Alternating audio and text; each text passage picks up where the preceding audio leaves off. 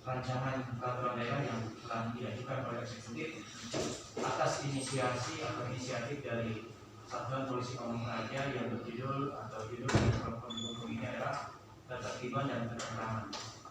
Jadi di Kabupaten Kepulauan Yapen yang selama ini ada atau terbentuk sampai dengan saat ini atau detik ini belum pernah ada peraturan daerah yang mengatur tentang ketertiban dan ketentraman.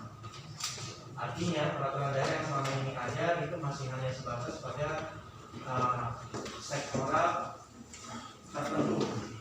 Misalnya kemarin sudah dibahas tentang persampahan, itu memang sudah diatur bagaimana tertib dalam kebersihan dan keindahan. Kemudian ada juga Perda tahun 2016 tentang penanggulangan atau pencegahan penyakit masyarakat. Di dalam Perda itu juga sudah diatur tentang penyakit masyarakat yang juga diancam dalam ketentuan pidananya, yang ruang lingkupnya sebatas pada mabuk. Jadi kalau dalam Perda itu mabuk itu adalah kondisi dalam mengkonsumsi minuman beralkohol yang berlebihan yang berdampak pada pengurusakan. Itu yang benar. Artinya di Perda itu juga sudah diawasi tentang orang yang mabuk di tempat umum. Kemudian di togel itu juga sudah diatur. Nah, selain Perda yang sebelumnya telah ada seperti yang tadi sudah saya sampaikan di kebersihan dan keindahan Kota Serui, kemudian penyakit masyarakat, ada beberapa hal-hal yang memang perlu ditertibkan di masyarakat, khususnya beberapa sektor.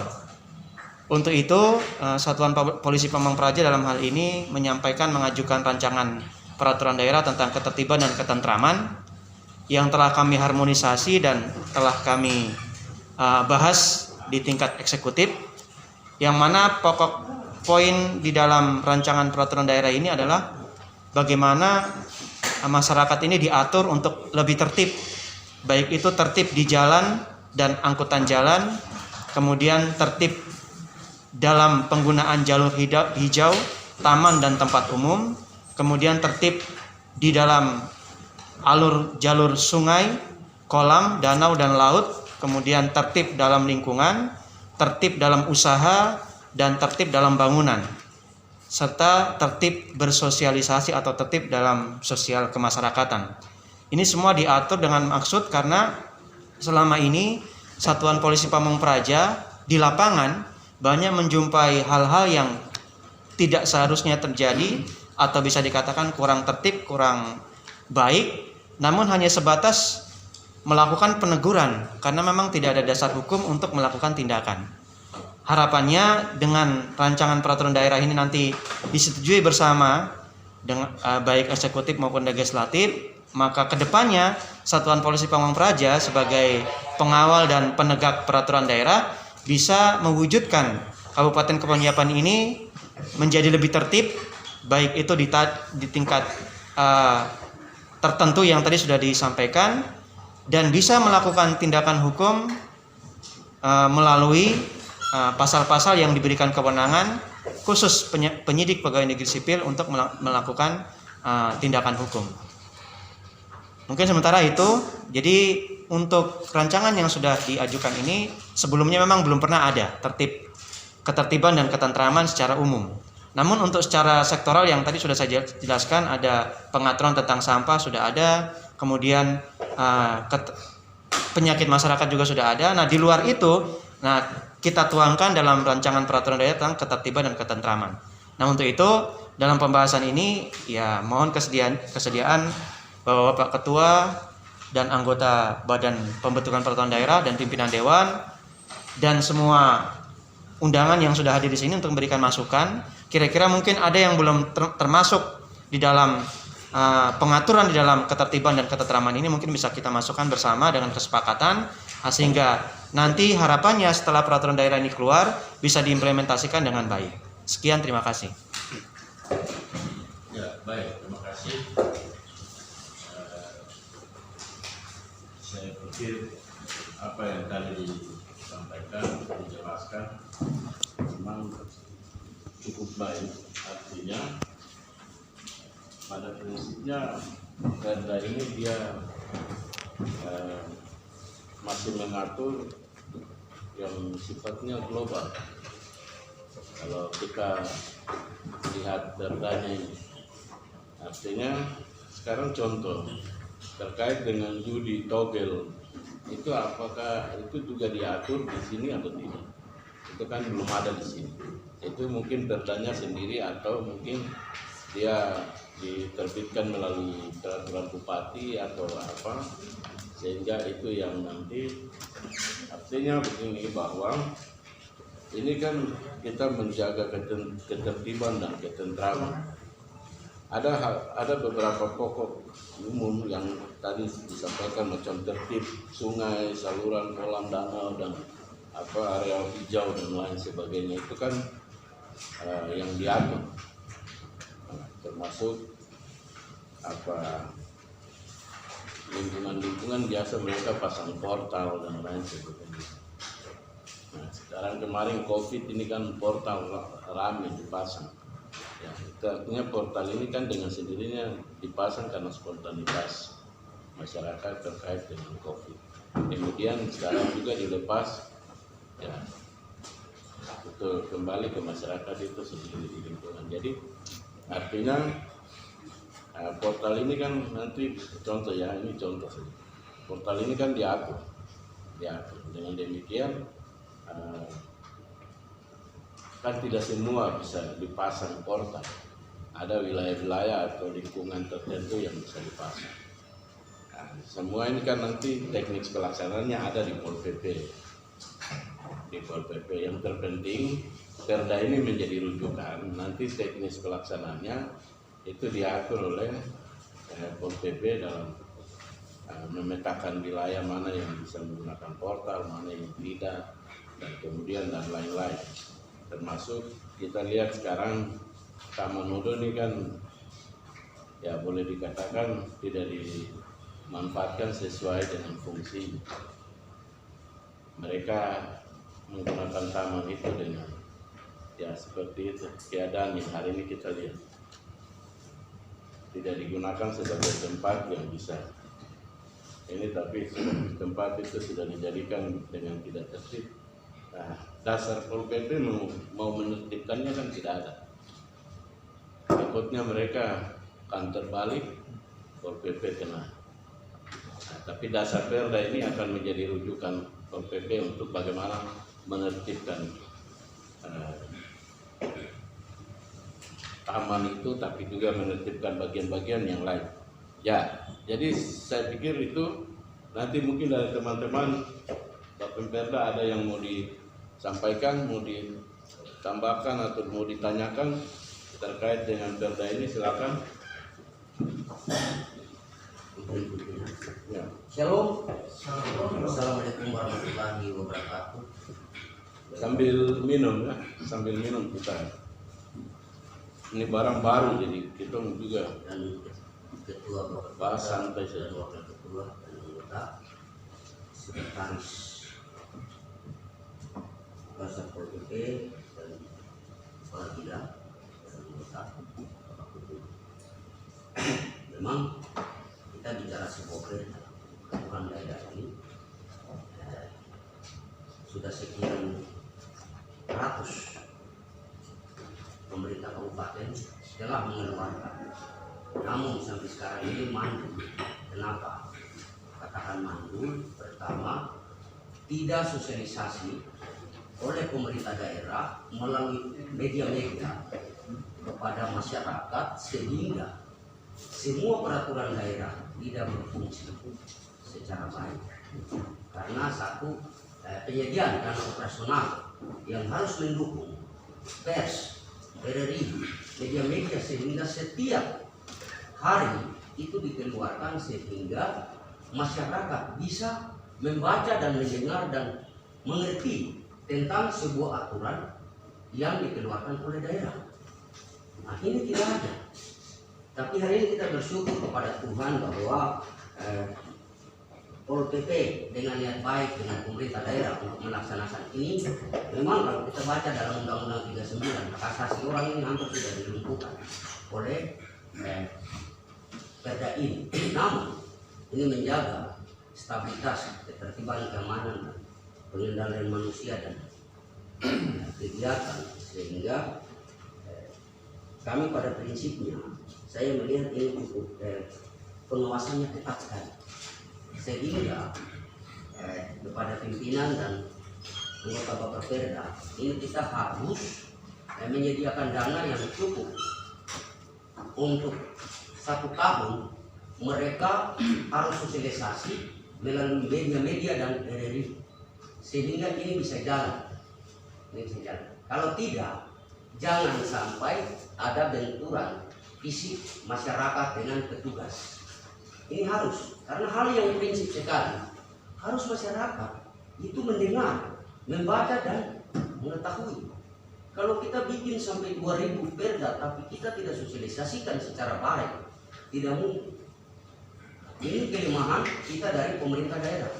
Artinya menyediakan sumber dana yang banyak untuk publikasi masalah peraturan-peraturan daerah. Karena ini tadi saya baca cukup bagus, ya. Namun kita harus sosialisasi sehingga jelas kepada masyarakat.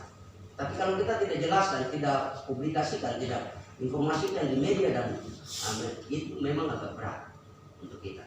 Tapi pada prinsip saya sebagai anggota Bapperda dan sebagai pemerintah daerah sangat mendukung pikiran daripada pemerintah untuk melaksanakan peraturan daerah ini yang sudah melalui kajian ilmiah yang sudah cukup.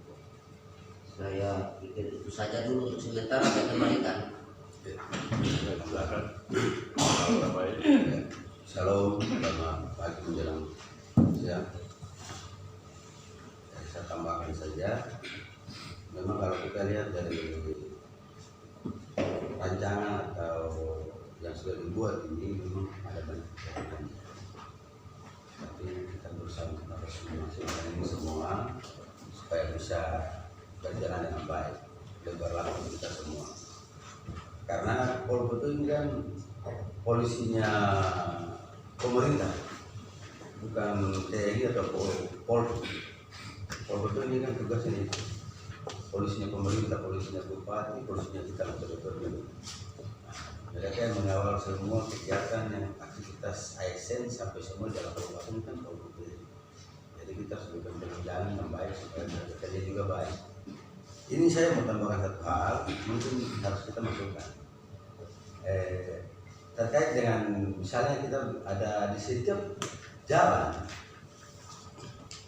contoh acara nikah, orang meninggal, saya itu paling tidak suka kalau kita lewat terus kepala jalan, satu ruas jalan ditutup semua. Ini mungkin harus dimasukkan. Saya tidak bicara ke gereja dengan masjid, karena ini tidak setiap saat. Tapi kalau seperti orang meninggal, orang nikah, ruas jalan sebaik ditutup semua. Wah, ini kan kurang bagus. Ini jalan ini kan bukan miliknya satu komplek itu atau milik pribadi, ini kan milik umum. Dimiliki oleh umum, jadi tidak boleh semena-mena kita langsung acara kita palang satu jalan, tidak boleh jalan semua kita tutup. Nah, itu yang menjadi masukan untuk kita tambahkan. Dan itu kalau itu masuk kita sosialisasi biar masyarakat yang ada di Kabupaten Sumatera mungkin itu seperti itu. Terima kasih. Ini dipakai betul. Ya. Ini terima kasih untuk kesempatan yang diberikan yang terhormat kabar umum ini untuk kabar hukum.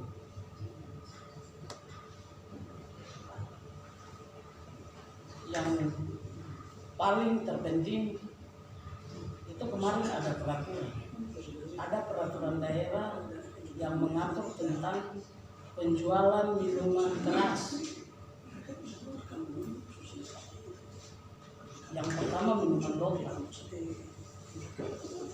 Kalau memang peraturan sudah ada di daerah, Saya tidak bicara di tempat lain, selalu saya bicara Maria Dei. Maria Dei dan Maria Dei. Peraturan itu dibuat Pol PP lewat minuman angkat.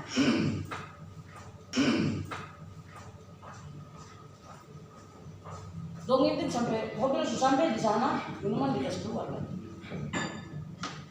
Selalu ada persoalan yang terjadi, tabrak, persoalan perempuan, persoalan baku bunuh, itu karena minuman. Kalau memang peraturan itu dibuat, saya sendiri siap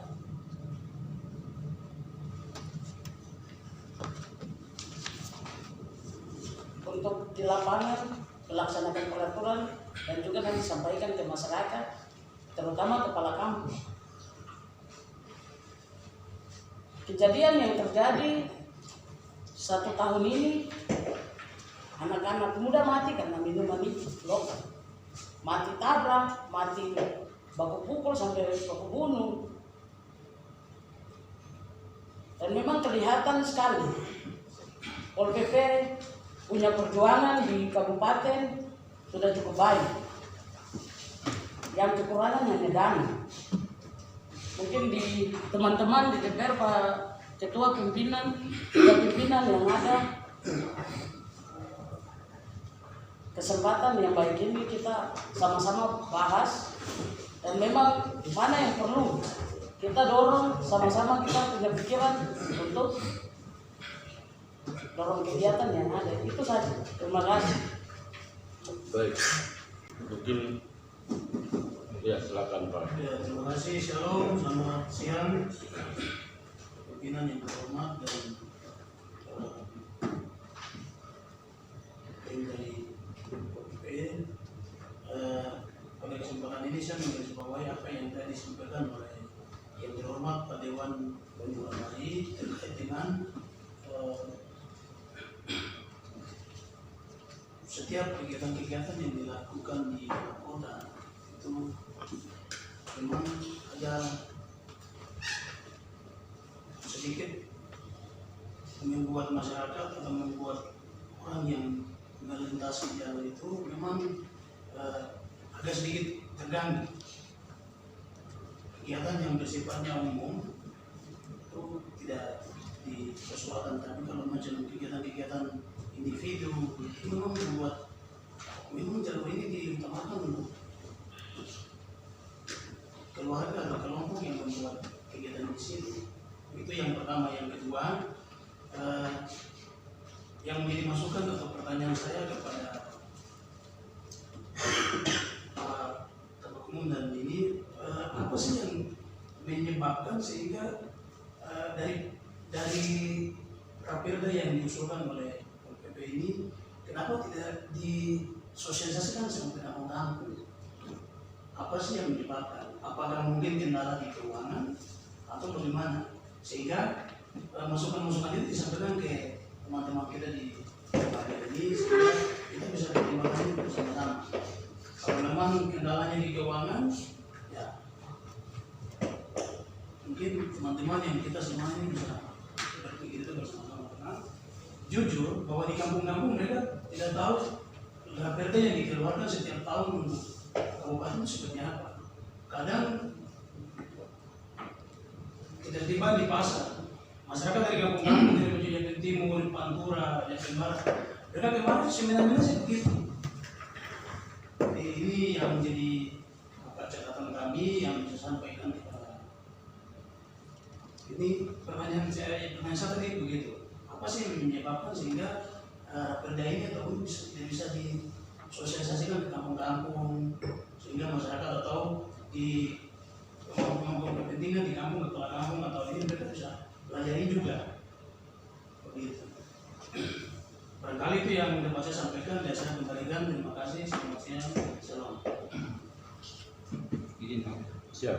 Silakan Pak Ketua. Yang saya hormati Pak Wakil Ketua, yang saya hormati rekan-rekan anggota Bapemkebda, serta yang saya hormati Bapak Umum Satpol PP di Bapak Hukum Satpol PP yang pada saat ini hadir di ruang rapat ini.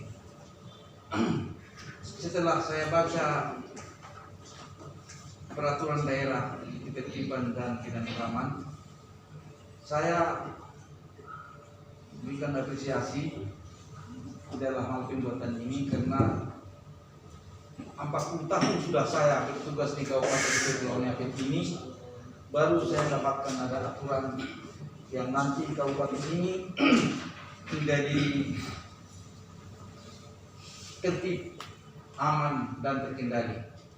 Untuk itu, cuman hanya di sini dalam penjabarannya kurang jelas, seperti operasionalnya kemana-kemana.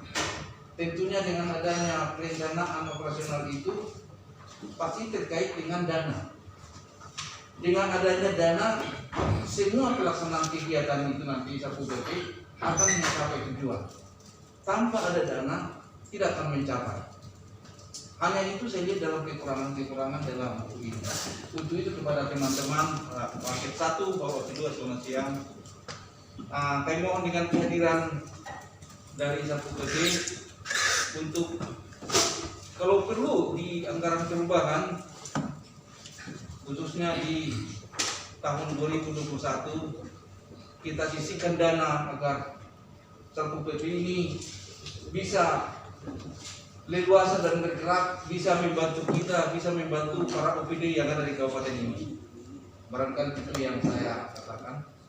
Saya kembalikan. Terima kasih. Baik, terima kasih. Apakah masih ada teman-teman yang lain? Mungkin dari Pol PP sendiri ada yang mau disampaikan? Silakan.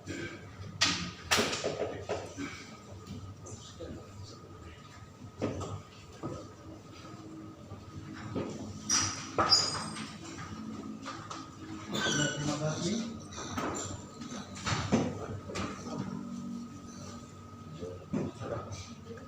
Kita sudah buat ini usulan peraturan daerah dan pertama ini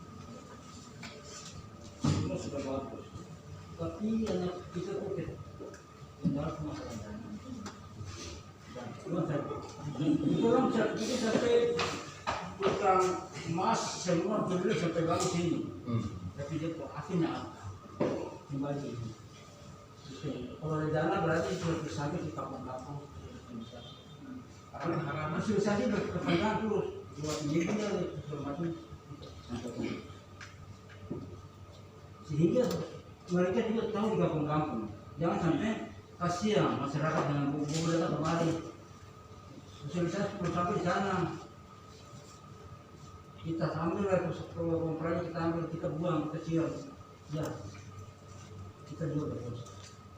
Maka itu kalau sudah lewat ini sosialisasi sekarang mereka juga mengerti, mereka juga ke kota, kemudian juga mereka juga bersuara.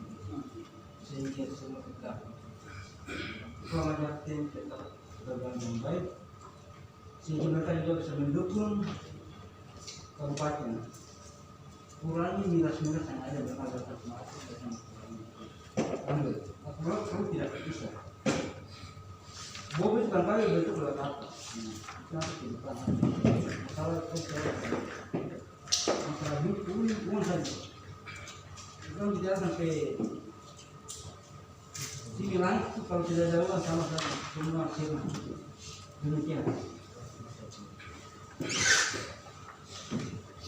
Baik, silakan Pak Suri. Terima kasih atas kesempatan yang diberikan. Saya hormati Dewan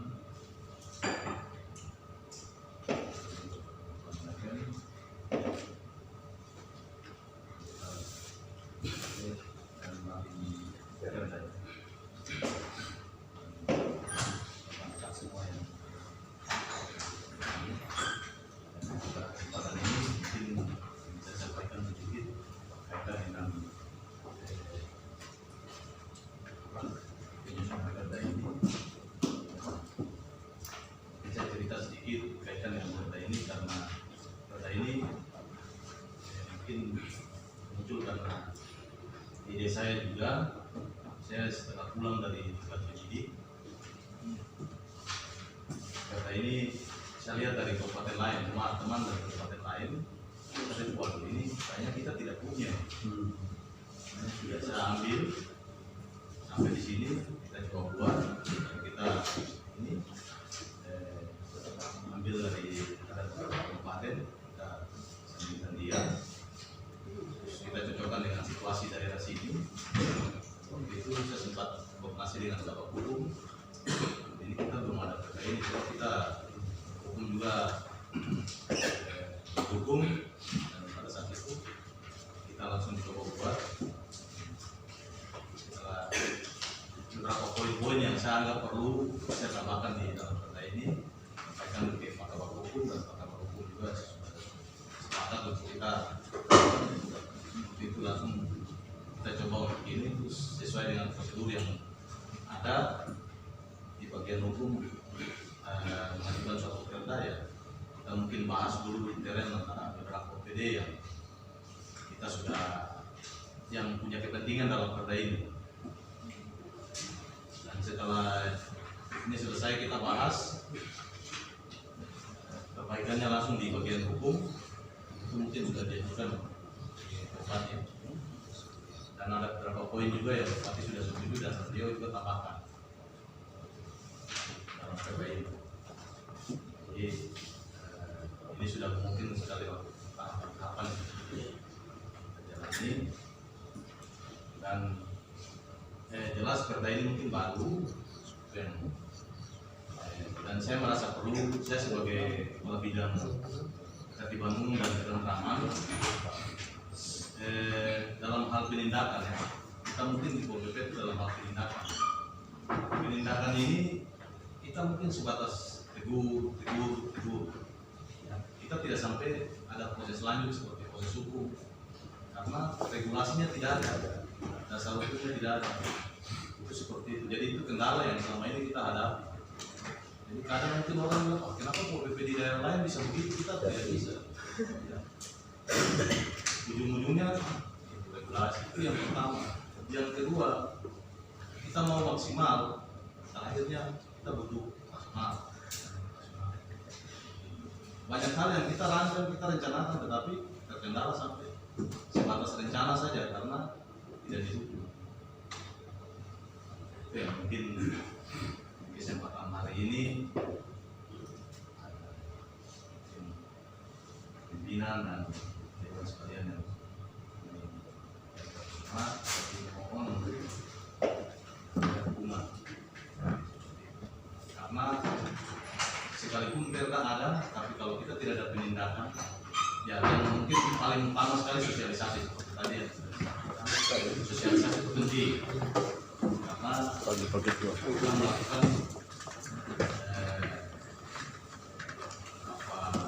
sosialisasi kepada masyarakat dulu biar mereka paham apa maksud pemerintah dengan perda ini, baru kita melakukan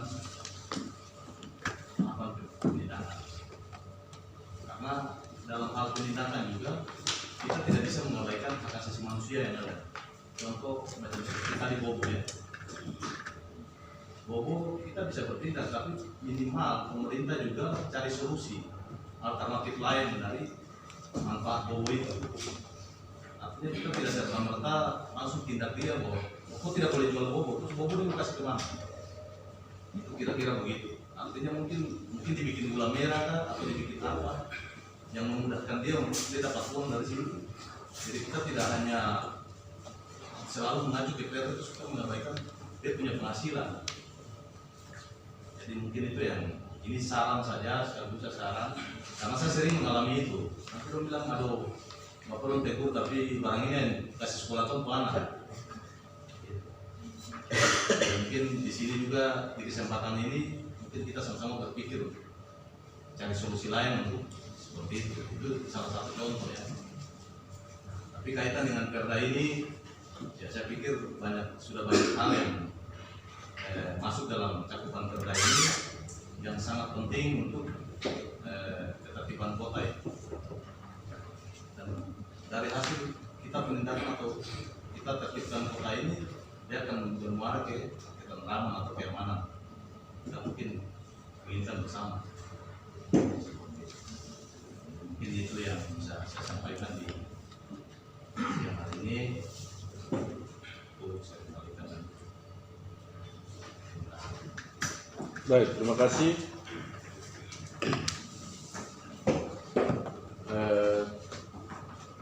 Rekan-rekan yang Bapemperda yang kami hormati, mungkin dari penjelasan yang tadi sudah disampaikan oleh Kabak Hukum, tapi juga dari Pol PP, lalu saran usul pikiran dari Bapemperda,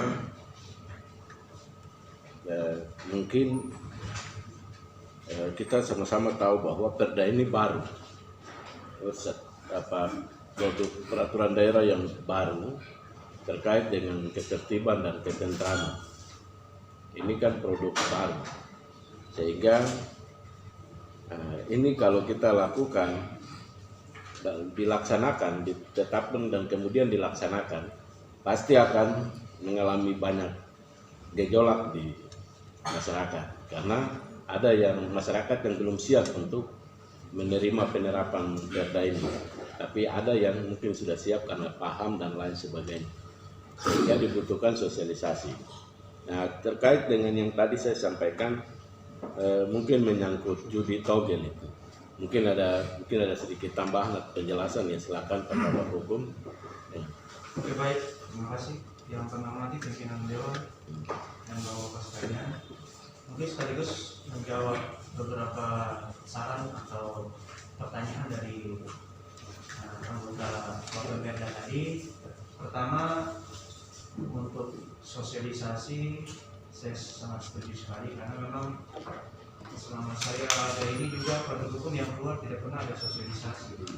Kita di bagian hukum ada penyuluhan hukum, tapi itu lebih banyak dan itu rutin per distrik.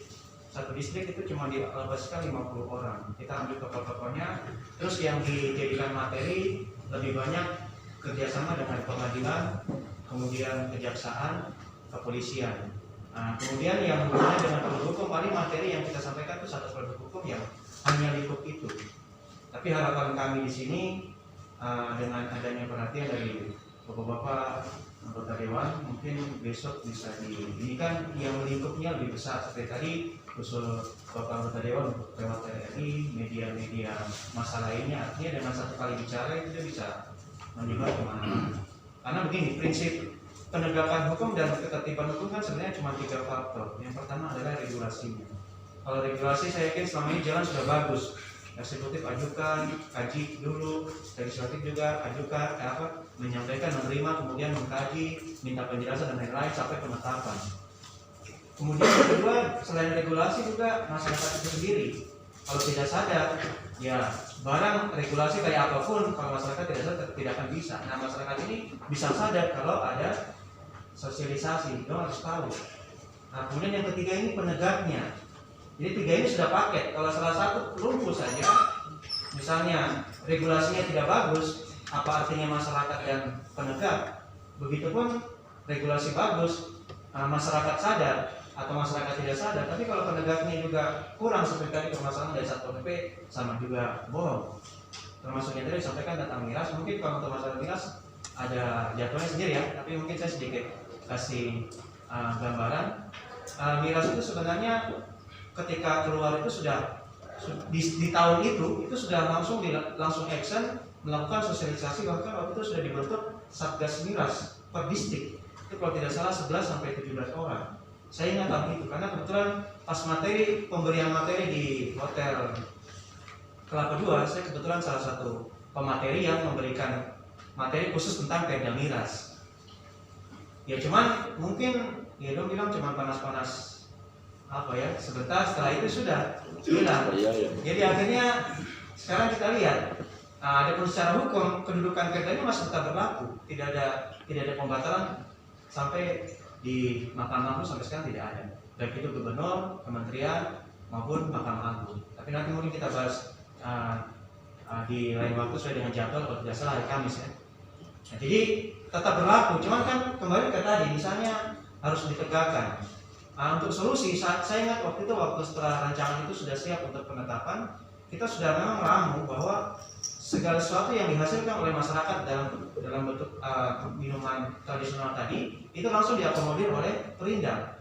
Perindak mengakomodir untuk proses tadi, misalnya dimanfaatkan sebagai apa gula atau apalah, ya, artinya bahwa tetap semua jalan tapi prosesnya tidak akhirnya mengganggu masyarakat yang bisa membuat itu.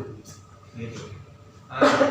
Terkait dengan judi togel itu memang kita sudah punya perda juga tahun 2016 tentang penyakit masyarakat. Jadi salah satunya adalah judi togel itu.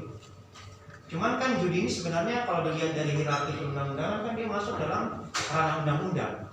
Sedangkan penegak undang-undang adalah kepolisian negara. Pol PP ini tidak berwenang menegakkan undang-undang. Termasuk mungkin ada penyelundupan, penyalahgunaan BBM itu semua diatur di undang-undang. Pol PP hanya sebatas menegakkan peraturan daerah. Kewenangannya sampai di situ. Tidak bisa ke atasnya lagi.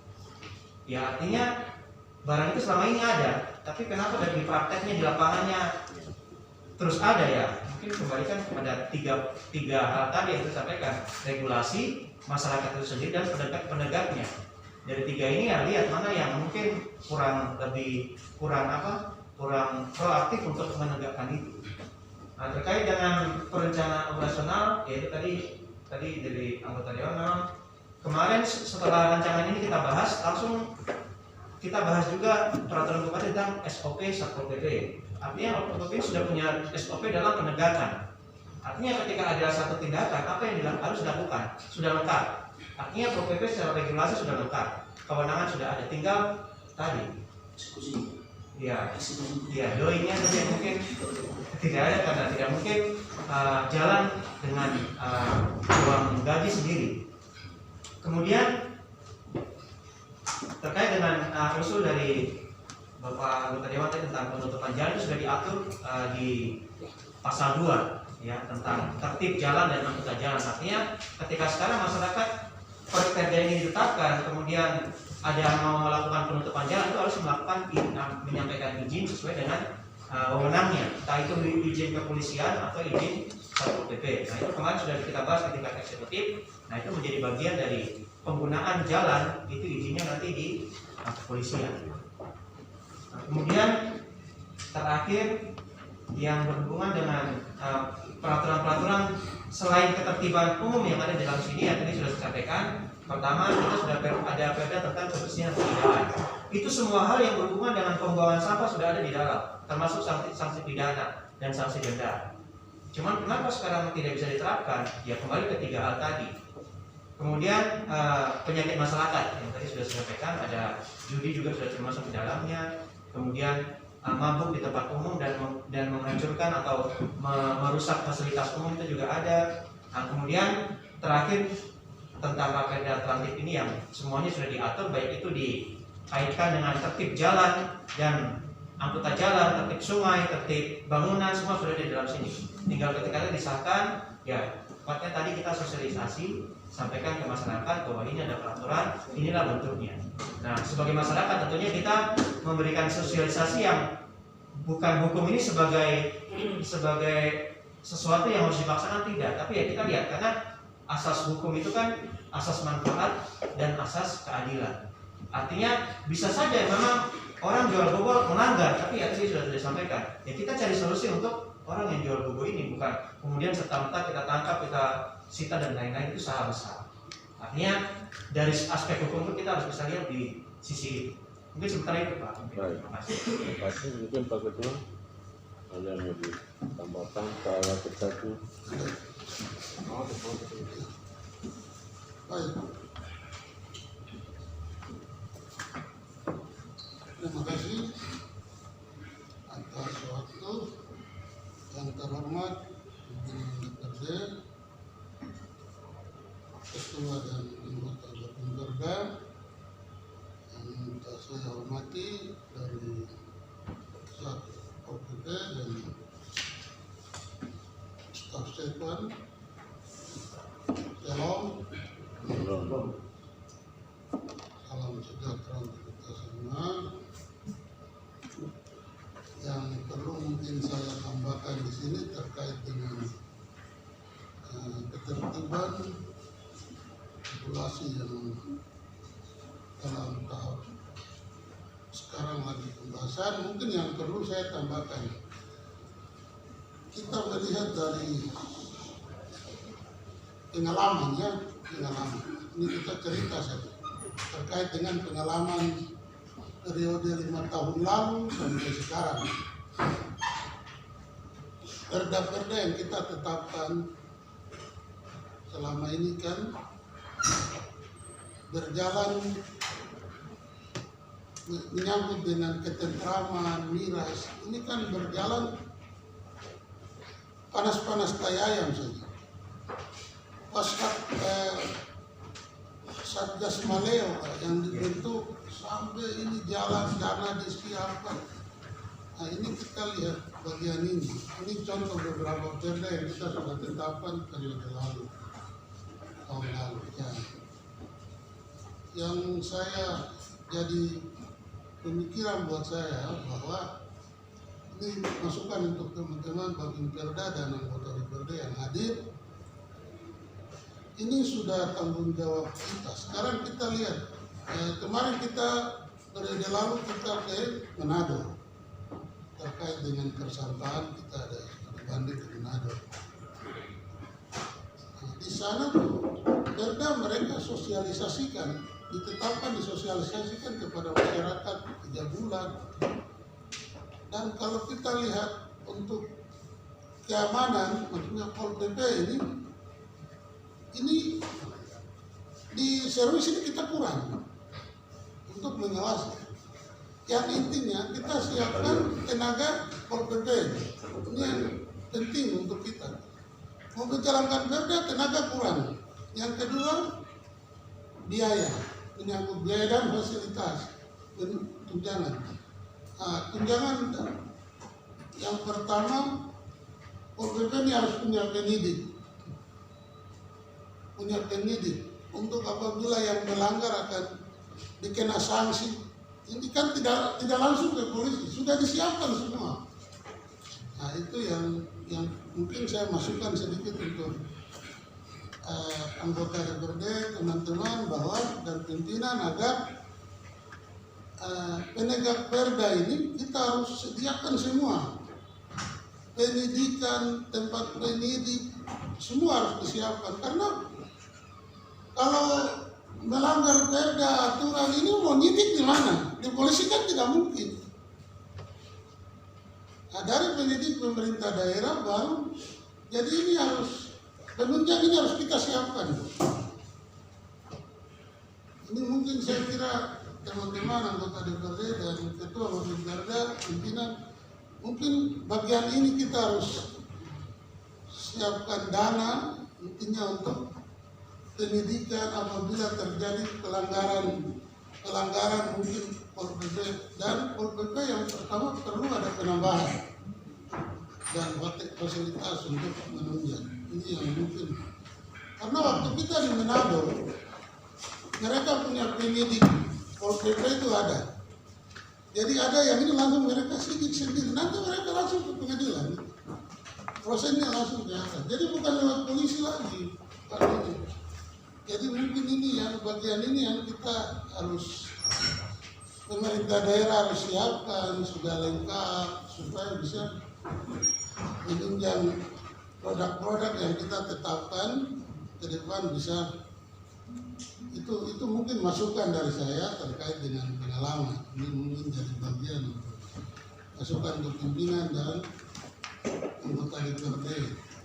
Ke depan kalau kita lihat bagian ini, jangan tuh tetapkan perda. Hari ini tetapkan, tahun depan tetapkan, periode datang lagi itu tetapkan. Tidak jalan percuma. Saya kasih contoh, perda nomor 2 tahun 2015 terkait dengan pengendalian pengawasan minuman beralkohol.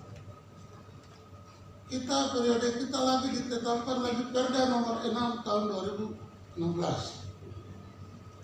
Larangan minuman beralkohol. Tapi sekarang minuman beralkohol sudah jalan 10 tahun, 5 tahun. Ini pelarangan. Tapi minuman jalan. Yang makan siapa? Tiap tahun dulu waktu pengawasan, tiap tahun itu bisa 300 juta masuk PAD. dari agen distributor IGS dan yang di Tarauni. Tiap tahun 400 juta masuk ke daerah pajak. Begitu kita kasih pelarangan 2016 per nomor 6, 4 tahun 2016, uang ini siapa yang makan tiap tahun? Kemana?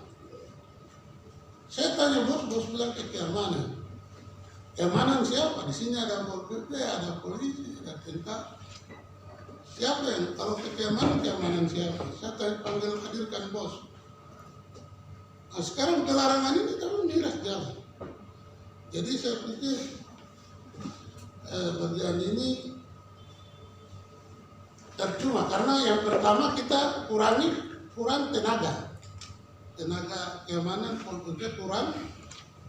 Yang kedua tadi fasilitas dan penunjangan untuk penyidik dan bagian-bagian ini yang harus kita pemerintah daerah bentuk. Ini yang penting sekali untuk kita.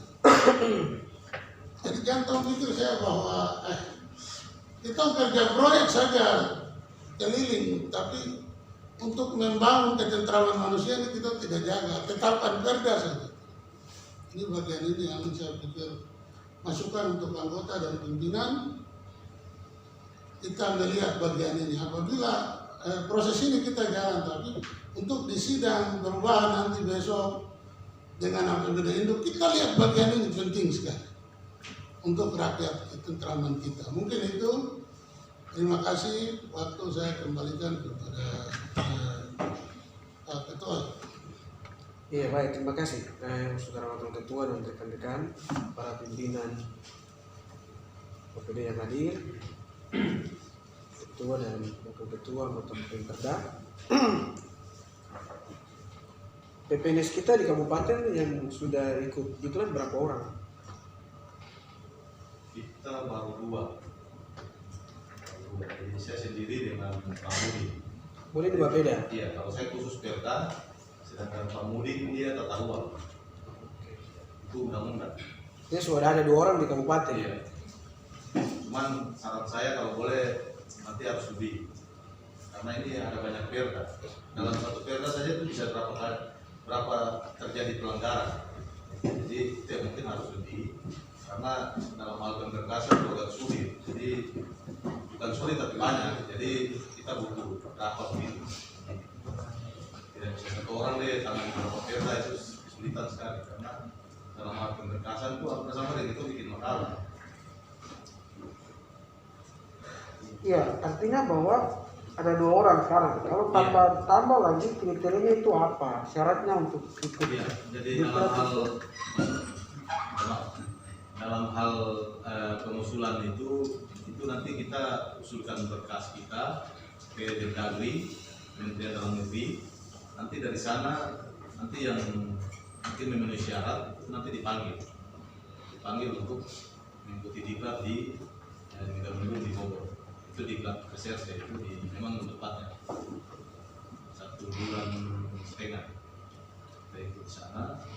Nanti setelah itu mungkin setelah selesai nanti di sini kita ajukan lagi, kita punya sertifikat dan lain-lain itu ke Kementerian Hukum dan HAM Provinsi Papua. Di sana kita dilantik, baru kita sudah kewenangan untuk melaksanakan data hal pendidikan. Baik, saya pikir itu hal teknis yang nanti koordinasi dengan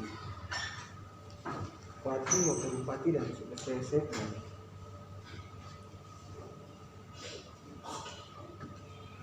Kita dalam sosialisasi perda ini kan saya pikir sudah amanat undang-undang aturan, karena kita di Permendagri 80, Permendagri nomor 1 tentang pendukung hukum daerah itu kan pemerintah berkewajiban untuk menyampaikan itu kepada masyarakat. Masyarakat ini kan bermacam-macam, entah itu lewat kelurahan, lewat distrik, lewat kampung, bisa saja lewat lembaga yang ada di sini, baik itu. Dan mungkin kita rubah supaya tidak lagi hal-hal yang seperti tadi disampaikan. kita bikin sosialisasi hanya menghadirkan 50 orang di distrik. 50 orang tuh diundang lagi cuma tertentu. Tokoh agama 2 orang, tokoh masyarakat 3 orang, mahasiswa sekian orang. Ini kan tidak efektif.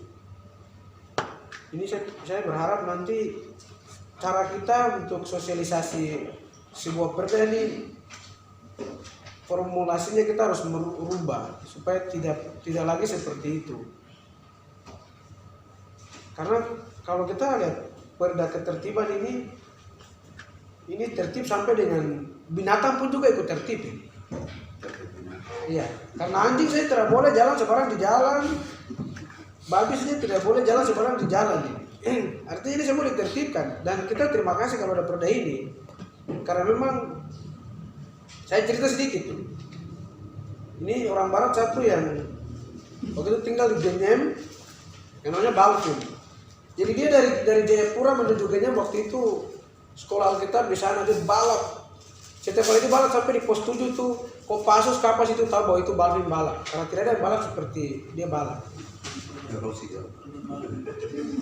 Dan cuma tahu itu pasti Balvin yang balap. Jadi waktu dia sampai tabrak orang Genyem punya babi, dia sampai di rumah lalu dia datang lapor di polisi lalu dia dituntut. Ketika dituntut, lalu dia tanya polisi, kamu polisi Indonesia, bahwa undang-undang kalian datang mana aturan yang bilang babi itu dipelihara di jalan. Saya tidak akan bayar kalau ada aturan bilang babi itu ditabrak di jalan, bayar saya bayar, tapi babi itu punya tempat itu di kandang bukan di jalan. Tidak dia bisa menjawab dan dia tidak bayar. Itu orang Kanada. Nah, saya lihat, saya sudah baca perda ini, saya lihat perda ini cukup baik untuk kita semua dan untuk menertibkan kita semua, terutama di keramaian ini sudah cukup baik.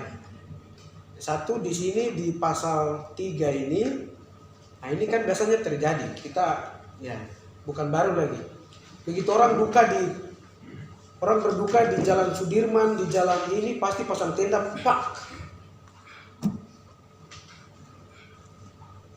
Ini masuk di sini.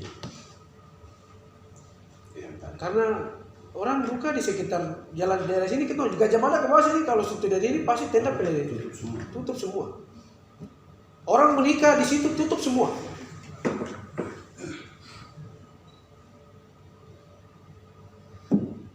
Padahal ini kan tidak boleh, kalau kita sepasang ini tidak boleh. Saya kenapa ngomong karena ya kita di Jayapura orang meninggal di tengah jalan protokol tidak boleh pasang tenda.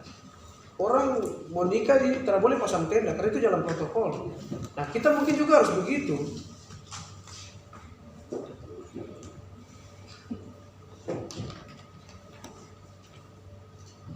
Ada yang pernah ke Jakarta di Jalan Sudirman situ, Gajah Mada situ, tidak ada pasang tenda di situ. Orang mau menikah mau apa tidak ada.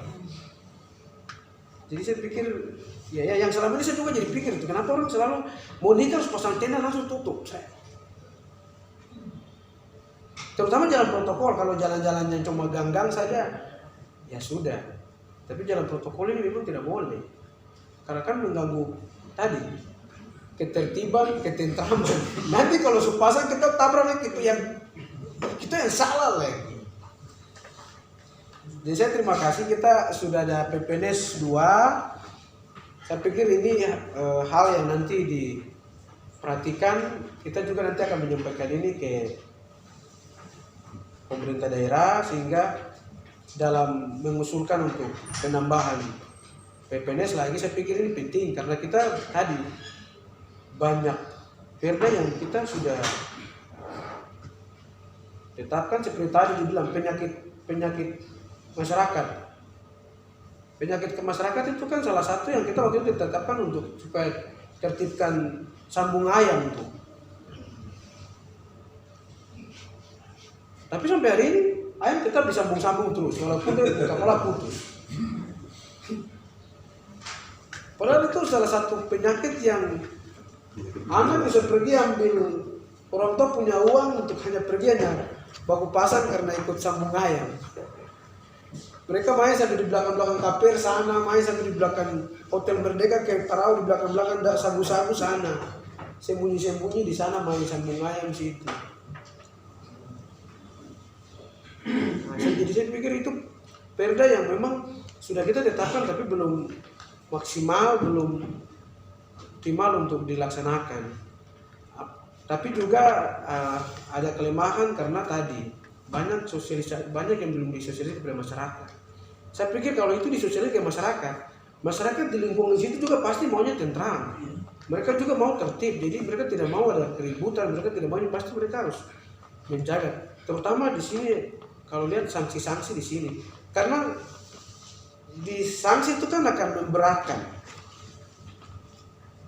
setiap orang. Begitu dilihat sanksi pertama dia lakukan ini atau tidak. Tapi kalau sanksi biasa-biasa saja, dia bilang cuma surat teguran saja. Iya kan? Karena biasa bila surat teguran saya itu cuma kertas. Kita buka di pasal bab terakhir itu, kita lihat sanksi administrasi. Di situ tuh cuma teguran lisan, teguran tertulis dan pemberhentian dari jabatan. Pemberhentian dari jabatan ini apakah nanti di breakdown dengan peraturan kepala daerah kan? Kalau jabatan ini seperti apa ini? Misalnya petugas yang tidak menindaklanjuti laporan dikenai sanksi administratif sebagaimana dimaksud pada 1 dapat berupa ini petugas apa nih? Petugas dari PNS. PNS ini. Iya. Oke. Pemberhentian dari jabatan ya kalau dia asal 3 dia berhenti pasti dia pikir-pikir juga. Tapi di sini kalau sanksi ke iya. Ini maksud saya sanksi ke bagian bawah sini masyarakat dengan ini yang setiap orang atau badan yang melanggar ketentuan pasal 2, pasal 3, pasal 4 ini. Kita buka satu contoh di pasal 2 dan pasal 3 saja dulu ya. Biar supaya kita cepat-cepat saja. Karena saya pikir perda ini sangat menolong kita ya. Kita buka pasal 2 dan pasal 3. Setiap pejalan kaki wajib berjalan di tempat yang telah ditentukan sesuai dengan ketentuan peraturan perundang-undangan. Setiap orang yang akan menyeberang jalan wajib menggunakan sarana jembatan penyeberangan atau rambu penyeberangan atau zebra cross yang telah disediakan. Setiap orang yang akan menggunakan atau menumpang kendaraan umum wajib menunggu di halte atau tempat pemberhentian yang telah ditentukan. Setiap pengemudi kendaraan umum wajib menaikkan dan atau menurunkan orang dan atau barang pada tempat pemberhentian yang telah ditentukan serta wajib berjalan pada ruas jalan dan jalur yang telah ditetapkan. Ya ini contoh sanksi-sanksi kalau pejalan kaki karena jalan di atas trotoar. Kita orang Serui ini tukang melawan. Kita jalan di Jayapura, lu tahu itu orang Serui. Karena kita terjalan di atas trotoar, iya. Pokoknya apalagi jalan lawan itu jalan di tengah jalan tahu itu pasti orang Serui.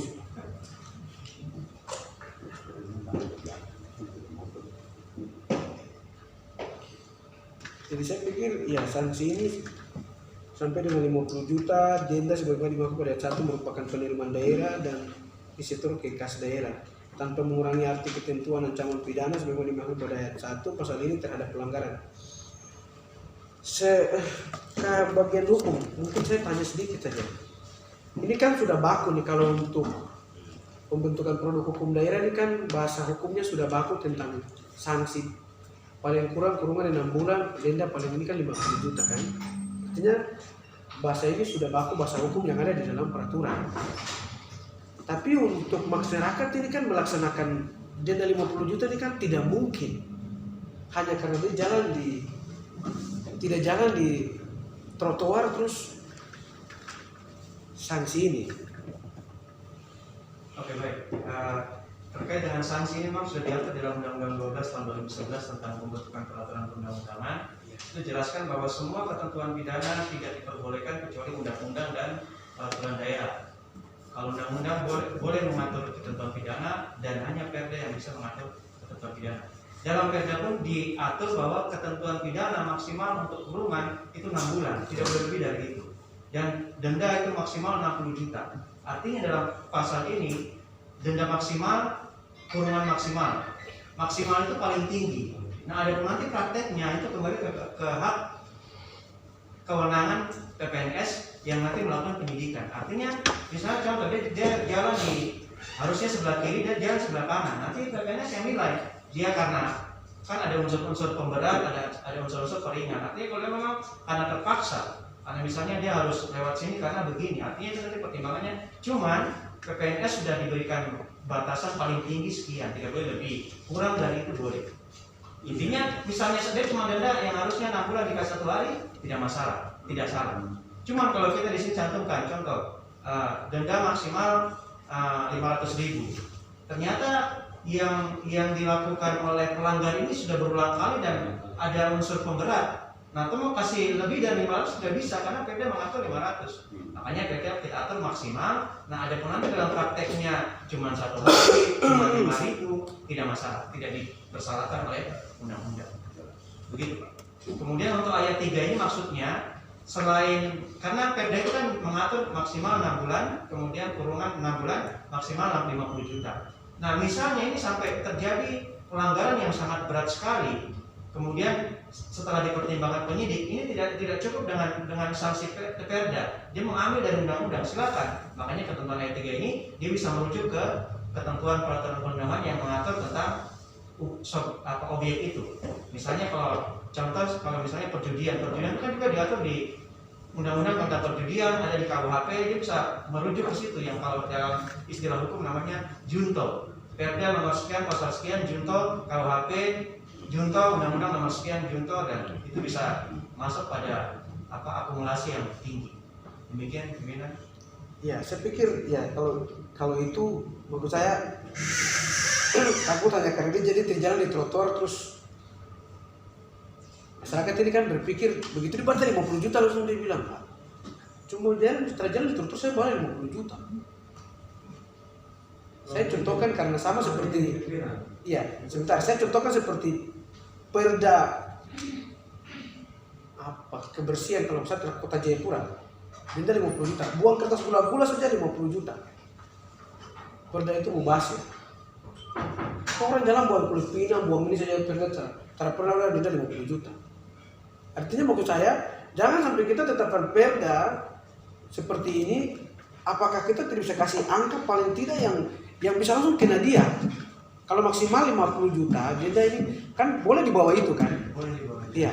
Paling tidak kan kita bilang di sini sudah kalau tidak jalan di atas ini 100.000. Angka maksimal kan 50, tapi di bawah itu kan boleh. Karena saya tadi contohkan itu, Perda seperti Kota Jayapura punya yang untuk kebersihan kalau tidak salah 50 juta langsung disosialisasikan saya ikut. Tapi taksi lewat di buang kulit pinang saya. Ternyata yang kejadian saya bilang 50 juta. Makan gula-gula buang kertas ternyata 50 juta. Sampai dengan hari ini Perda itu tidak manfaat sama sekali. Jangan-jangan kita juga sama. Kita bikin Perda tapi sanksinya ini kemudian hanya sanksi tapi tidak ini. Jadi kalau angka maksimal 50 maksud saya bisa kan? Kita taruh di situ atau apakah nanti di breakdown di Perbup lagi atau peraturan kepala daerah? Untuk itu tidak akan diturunkan karena sanksi. Jadi maksudnya begini, ketika Perda itu kan sebenarnya lihat efektif atau tidaknya kan bukan karena sanksinya. Artinya ini kita bisa memberi ketika sosialisasi kan faktor kesadaran hukum masyarakat kan dia lihat pertama memang karena orang itu sadar bahwa saya ingin tertib, saya ingin tentram. Tapi ada juga yang dia sadar itu karena dia lihat sanksinya, besar. Yeah. Jadi akhirnya dia pikir-pikir 2 kali untuk melakukan. Makanya ketika kita mencantumkan contoh, hanya salah jalan saja, masa pun cantumkan maksimal 50 juta, itu kan maksimal. Misalnya kita merinci, jalan salah kita bikin misalnya 50.000. Berarti kita bisa gambarkan ketika Perda ini dari bab 1 sampai terakhir, itu berarti semua ketentuan larangan itu kita harus mengatur perinci. Dan itu dalam sistematika pembentukan perundang-undangan tidak maksimal. Makanya kan diserahkan sepenuhnya ke penyidik pegawai negeri sipil untuk menilai apakah pelanggaran ini dilakukan karena sengaja, karena ada unsur apa, karena lalai atau apa. Nah itu baru nanti penilaian penyidik bisa memberikan sanksi yang sesuai dengan yang optimal. Jadi kalau misalnya kita misalnya jalan salah kita bikin 50.000, terus nanti orang tutup jalan, berapa. Jadi bisa dikatakan mungkin PDI hanya berisi sanksi yang begitu memuat rincian terlalu banyak. Makanya agar efektif kita bikin aja maksimal. Nanti dalam prakteknya mau cuma 1.000, 2.000, 3.000 jadi bermasalah. Oke, itu yang tadi saya kan sampaikan bahwa bahasa hukum di Undang-Undang 12, ya kan? Iya. Undang-Undang 12 dengan PP apa? PP 8 kan Permendagri 80. Permendagri 80 2015. Iya, tentang produk hukum daerah kan. Itu memang sudah mengatur tentang sanksi saat tadi kan maksimal. Tapi kalau tidak bisa itu ya saya pikir ini kan teknis yang nanti dieksekusi oleh pengusul yang mengusulkan raperda ini kan. Pada prinsipnya ya kita semua mau tertib, kita mau nyaman, dan terutama dalam penyelenggaraan pemerintahan, pelayanan kemasyarakatan ini yang kita berharap seperti itu. Saya pikir itu sudah, terima kasih. Saya pikir perda ini saya sudah baca dari pasal demi pasal semua cukup bagus sampai dengan pasal 49 penutup cukup baik untuk kita laksanakan. Satu lagi saya ingin untuk nanti ini ketika ditetapkan ini kan akan menghadirkan juga tadi tim koordinasi yang harus saya minta supaya ini, karena ini salah satu juga perda ini kalau kita tetapkan, tapi kalau tidak ada rapat koordinasi dengan dinas-dinas terkait atau instansi terkait kan sama saja. Jadi ini kita tetapkan paling tidak setiap tahun, dalam setiap tahun apakah rapat berapa kali harus dijadwalkan. Siapa, apakah itu badan keuangan atau siapa yang nanti ini, tapi sehingga bisa maksimal dan untuk melaksanakan perda ini. Kita juga pasti nanti akan pertanyakan, teman-teman Bapemperda, kita semua akan pertanyakan, karena tugas kita untuk tetapkan raperda ini dan kita wasi raperda ini dilaksanakan atau tidak. Konsekuensi dari ini kan pasti kita tahu. Saya pikir itu dari saya, terima kasih. Ya. Baik, selamat siang.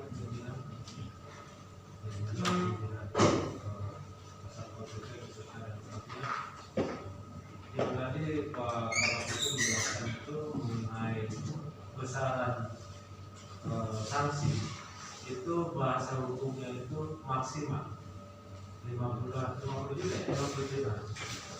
Jadi kalau di situ terkata minimal 50 juta itu baru tidak bisa turun daripada 50 juta. Tetapi karena maksimal 50 juta ini masih bisa dilihat naik turunnya. Dilihat itu dari mana? Dari tingkat kesalahan yang dibuat. Nah, cuman yang harus kita merujuk kepada aturan ini adalah khususnya misalkan berjalan orang melakukan perjalanan di atas trotoar. Nah, yang jadi pertanyaan dari saya adalah apakah pemerintah daerah sudah menyiapkan? Apakah pemerintah daerah sudah menyiapkan infrastruktur tersebut? Apakah jalan-jalan kita yang ada di dalam kota Solo ini sudah mempunyai trotoar?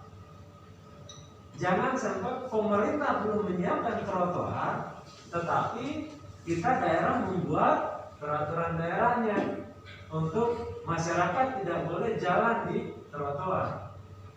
Contoh kecil, kita udah tetapkan perda ini. Saya jalan dari kantor DPR ini, saya keluar mau ke kantor bupati. Saya jalan di sebelah kiri, saya pasti ditangkap sama Satpol PP. Kenapa saya ditangkap? Tidak ada trotoar. Kalau saya menyeberang ke sebelah kanan di depan pagar bupati, saya tidak akan kena tangkap karena ada trotoar di situ. Nah, kita membuat suatu rancangan peraturan daerah. Tolong kita merujuk kepada fasilitas yang sudah disediakan. Mungkin itu saja dari saya. Sekian, terima kasih. Saya pikir sudah cukup baik ya. Karena perda ini kalau baca semua ya untuk kita semua ini masyarakat terutama, dan yang selama ini ditanya-tanya itu hari ini kita sudah bisa ada solusi dengan raperda ini ditetapkan. Terutama saya lihat izin keramaian. Jadi tidak lagi asal-asal dibikin, tapi memang harus waktu raperda ini, sehingga saya berharap nanti setelah kita tetapkan raperda ini, pimpinan DPRD, pimpinan Badan Pembentukan Peraturan Daerah, ketua, wakil ketua terutama dan anggota, tugas kami nanti pasti mengawal raperda ini. Tujuan cuma satu, supaya bisa maksimal dilaksanakan. Karena pengalaman kita tahun-tahun yang lalu kita tetapkan banyak yang tidak bisa dilaksanakan. Kalaupun ini terkait dengan penganggaran, perencanaan penganggaran, saya pikir ini direncanakan baik. Supaya tadi kembali ke sosialisasi di dalam Permendagri satu itu kan sudah jelas bahwa pemerintah berkewajiban untuk menyampaikan ini kepada masyarakat luas. Permendagri 80 juga demikian. Begitu kita tetapkan pemerintah daerah punya kewajiban termasuk DPR, kita semua berkewajiban untuk bersosialisasi ke seluruh masyarakat sampai ke kampung-kampung supaya mereka tahu tentang raperda. Kalau kita cuma hanya bicara selesai tapi tidak sosialisasi kan sama saja. Paling tidak 3 bulan kita sosialisasi raperda ini. Apakah itu nanti dilaksanakan oleh pengusung untuk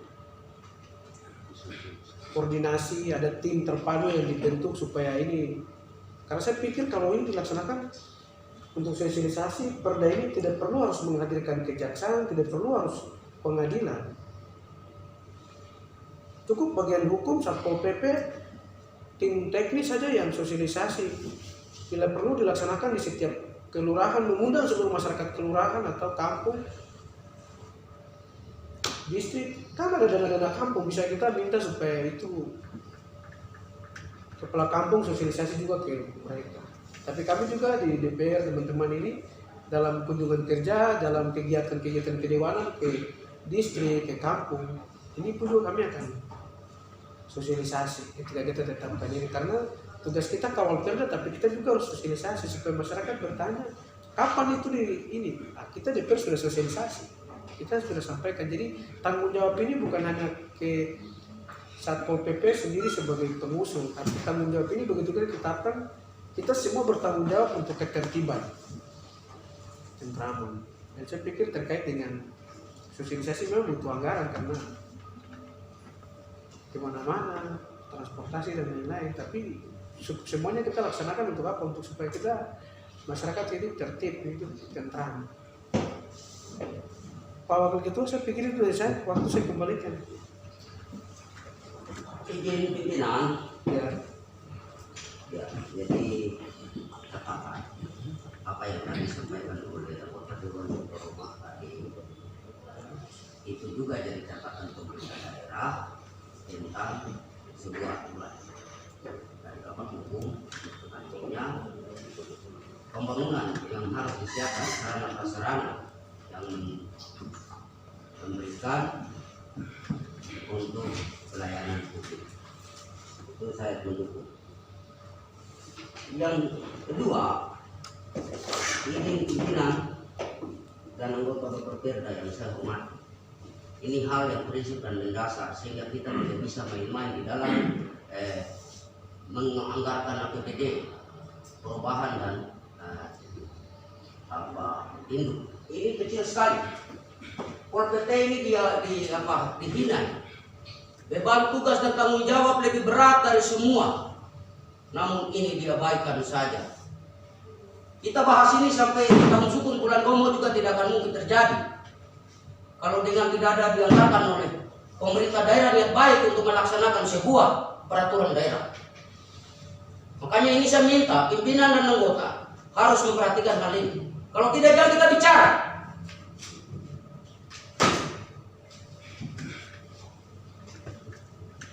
Ini tidak ada satu pun nilai yang besar untuk mendukung semua kegiatan daripada mereka yang melaksanakan tugas dan tanggung jawab yang cukup besar untuk daerah ini.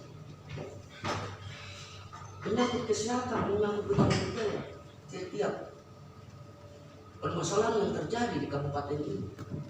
Jadi saya minta supaya kita semua jangan hanya bicara terus mengabaikan sebuah pembicaraan. Tuhan akan marah kalau kita main-main dengan pembicaraan ini. Ya, terima kasih, saya kembalikan. iya. Jadi sebentar. Jadi Kita sih bilang tadi ini terkait dengan perencanaan penganggaran. Kalau cuma kita bicara selesai tapi perencanaan penganggaran belum ada kan, Ya. nanti kita tetapkan juga percuma saja. Begitu kita tetapkan tapi dalam perencanaan penganggaran harus diikuti. Penganggarannya tadi, rencana kerja kita sosialisasi dalam 1 tahun berapa kali, dari 3 bulan kita sosialisasi. Di mana saja, di mana kita sosialisasi. Melibatkan siapa-siapa saja. Tim ini siapa-siapa saja. Kalau tadi nanti seperti tadi Pak Waimuri yang terhormat menyampaikan, kalau tadi kita tetapkan memang di dalam itu perencanaan penganggarannya tidak ada. Ya pasti tidak ada di dalam itu. Siapa yang mengajukan? Tentunya harus dari Satpol PP teknis dinas yang mengajukan itu ya, makanya tadi saya bilang perencanaan penganggaran harus disertai supaya kita ini tim mana yang terpadu, mana yang kita harus libatkan. Dan dari kemarin saya sudah menyampaikan kalau ini untuk meningkatkan PD kita, siapa yang punya kewenangan? Kalau itu di Badan Keuangan, pendapatan daerah, bidang pendapatan harus ada tim yang dibentuk, yang setiap tahun dilaksanakan rapat koordinasi, rakornis itu setiap tahun harus dilaksanakan. Apakah itu 3 bulan, apakah itu 6 bulan sekali, tapi paling tidak itu harus ada supaya apa? Untuk mengevaluasi Raperda ini sudah jalan efektif belum, ini sudah jalan belum. Kalau tidak kan nanti bagian hukum bilang kita cuma tetapkan saja dengan ini, tapi DPR pertanyakan ini sudah ditetapkan tapi tidak pernah laksanakan, tidak maksimal. Tadi tim tidak ada, penganggarannya tidak diikuti dengan penganggaran yang baik. Untuk itu saya kembali lagi, saya minta supaya Raperda ini kita tetapkan, tapi di dalam perencanaan penganggaran itu sudah harus diikuti supaya harus dilaksanakan. Paling tidak ini tugas pemerintah harus sosialisasi, ini mana aturan. Pemerintah tetapkan, pemerintah harus sosialisasi, karena itu Permendagrinya bunyi begitu. Kita tetapkan sesuatu, kalau kita tidak sosialisasi masyarakat akan bertanya. Kamu tidak pernah sosialisasi, kita tidak tahu. Yang disalahkan ya pasti pemerintah pasti bupati, wakil bupati, pimpinan dan anggota DPR lagi. Kita nanti bilang, kamu sudah tetapkan ya. Untuk itu menjaga supaya jangan hal itu terjadi, perencanaan yang baik, penganggaran yang baik, teknisnya untuk sosialisasi kan saya pikir nanti tinggal dijaki tim yang dibentuk seperti apa, tapi itu melibatkan semua yang berkepentingan di dalam situ. Paling tidak semua ini untuk kebaikan kita semua. Saya kira itu. Terima kasih. Silakan. Orang baik, silakan. Oh ya silakan. Saya tambahkan saja terkait dengan bab 13 pembinaan pengendalian dan pengawasan. Jadi ini kita bicara pembinaan pengendalian dan pengawasan, kita bicara uang. Seperti Pak Waimudi sudah sampaikan, bagaimana kalau polisi Pamong Prajanya mau melaksanakan bagian ini kalau duitnya tidak cukup. Tadi saya katakan dari awal tadi, Pol PP ini kan polisinya ASN, polisinya kita, polisinya masyarakat sipil. Mereka ini bukan tentara, bukan TNI, bukan polisi, bukan Polri. Mereka adalah polisi ASN, polisinya masyarakat, polisi sipil. Nah, untuk melaksanakan ketertiban, untuk mengawasi semua peraturan daerah yang sudah kita buat dan telah kita sepakati bersama, tapi kemudian biayanya tidak dicukupi, bagaimana? Contoh mereka punya uang yang mereka anggarkan untuk baju, tidak dia kemudian oleh pemerintah daerah. Apakah mereka ini dinas satu? Hanya disebut Pol PP saja, tapi kemudian Pol PP tinggal nama. Ini kan bagian-bagian yang harus diperhatikan oleh kita semua. Dalam perencanaan penganggaran harus diusulkan. Saya berharap teman-teman di DPR, pimpinan, mereka ini adalah polisi sipil. Jadi untuk menertibkan semua peraturan yang ada ini kan mereka harus melaksanakan itu. Tapi kemudian bagaimana kalau mau laksanakan kalau uangnya tidak cukup? Bicara sampai segala macam hal, tapi kembali ke uang. Uang adalah kunci utama, bukan berarti uang untuk akan kejahatan, bukan, tapi uang untuk bisa sosialisasi bagian-bagian yang terpenting bagi kita dan masyarakat. Mungkin seperti itu saya. Iya, jadi saya pikir tadi sampaikan oleh Pak Warabai, saya belum mau kita bicara nanti sampai saya. Iya. Karena memang kalau kita lihat Pol PP ini bupati jalan, mereka ada di sana. Wakil bupati jalan, mereka juga dampingi ke sana. Saya tanya, kamu uang cukup atau tidak? Sampai dengan mau triwulan 4 ini uang sudah habis kan? Apalagi COVID Nah itu. Padahal Polri punya tugas itu memang harus kawal pejabat daerah. Mana-mana pergi kawal itu semua ke sana. Tapi kalau secara ini, ya makanya tadi saya ngomong, kita akan tetapkan itu semua. Kalian bikin perencanaan penganggaran. Ya. Terima kasih. Mungkin kaitan dengan Perda tadi, mungkin kita tidak ikutkan dengan penganggaran karena mungkin setelah nanti penetapan Perda itu sudah resmi, lalu kita anggarkan sesuai dengan poin-poin yang ada di dalam itu. Karena kita tidak mungkin menganggarkan tapi tidak ada dasarnya. Oke, mungkin saya perjelas di situ. Dan kaitan dengan penganggaran yang tadi Pak sampaikan, ya kita terus terang di Polri dengan adanya COVID kemarin kita punya anggaran sebagian sudah masuk semua ke pemerintah daerah, dan terus terang memang kita dengan keterbatasan yang ada, tapi ya, kita tetap harus melaksanakan tugas yang ada. Itu seperti itu. Contohnya macam pengawalan tadi yang Bapak sampaikan, itu memang betul. Sampai detik ini kita laksanakan, tapi yang harusnya menjadi hak anggota ya, artinya sebagai pegawai negeri sipil maupun di kontrakan atau apa, tapi ada dalam aturan itu belum kita laksanakan karena memang posisi kewenangan kita sangat terbatas.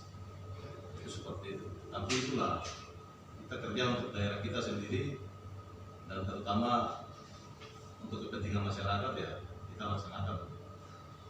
Dan memang nanti dalam penganggaran, dalam perubahan ya mungkin kita ajukan, yaitu nanti kembali ke bapak-bapak orang yang punya kewenangan.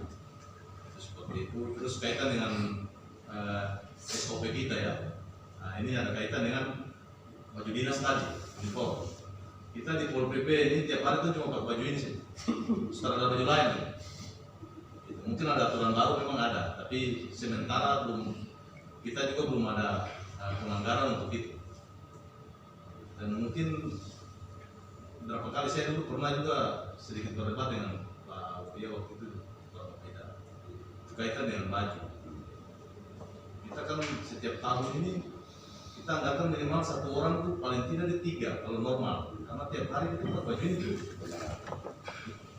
Dan kita bukan di dalam ruangan, kita di lapangan.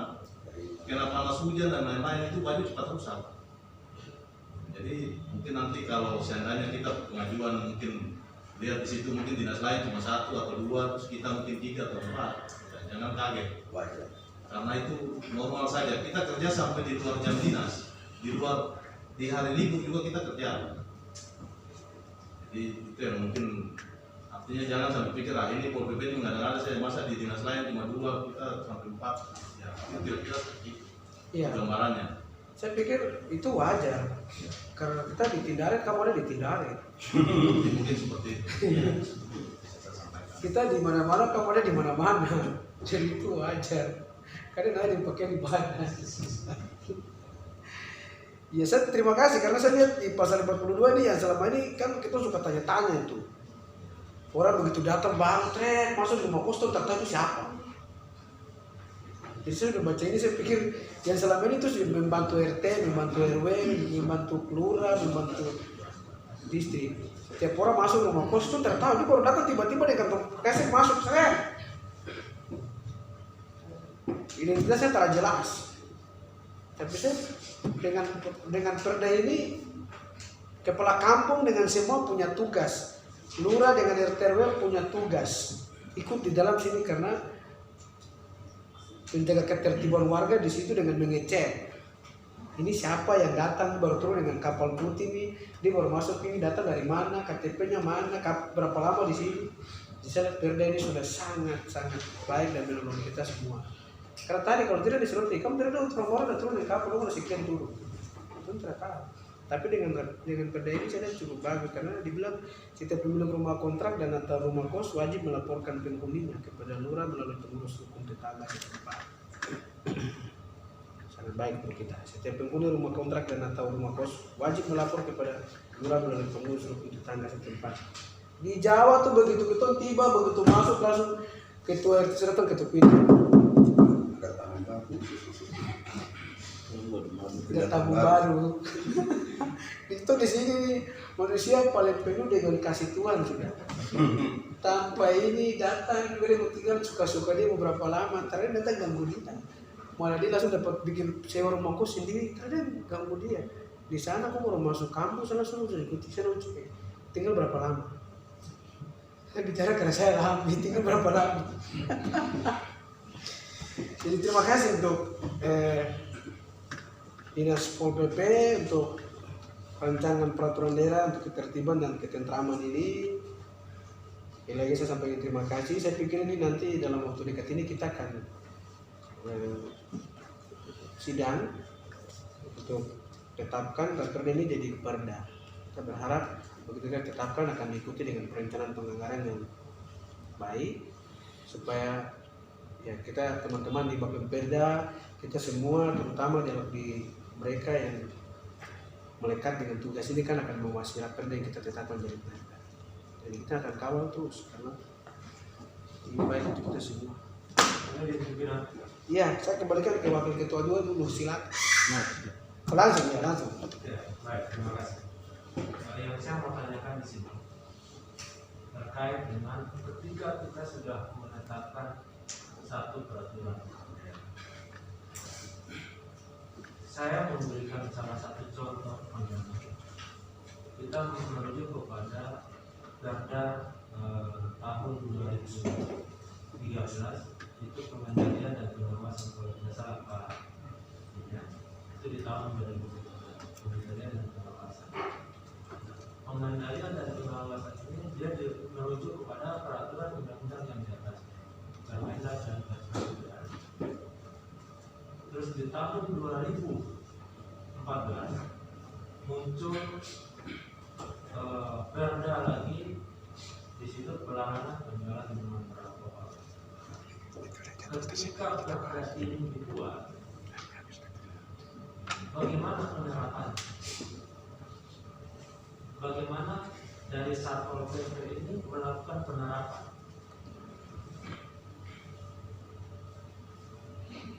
Karena sampai dengan saat ini kami masih melihat banyak sekali minuman beralkohol yang dijual di dalam